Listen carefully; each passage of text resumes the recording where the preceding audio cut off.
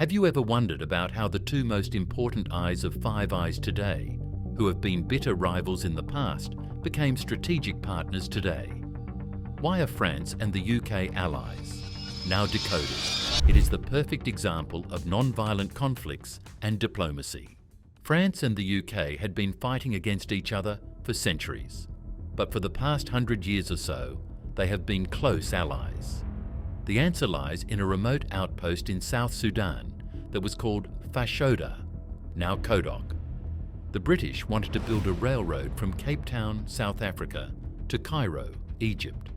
The French wanted to build a railroad across Africa, south of the Sahara Desert. Where the two railroads would meet would be at Fashoda in the Sudan.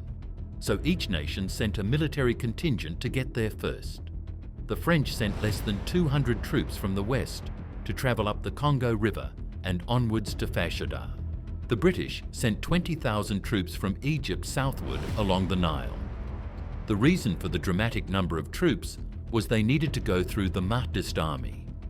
Ultimately, the French arrived at Fashoda first, but the 20,000 British-led troops arrived soon thereafter. The British kindly asked the French to leave, but the French evoked the finders keepers doctrine. The British kindly pointed out they had 20,000 battle-hardened troops, and the French barely had 200. This stalemate continued because neither side had orders to shoot first. They were only told to get there first. So dispatches were sent to London and Paris to ask what to do next. While they waited for a reply, the leaders of each faction had dinner with each other at night and toasted to each other's destruction.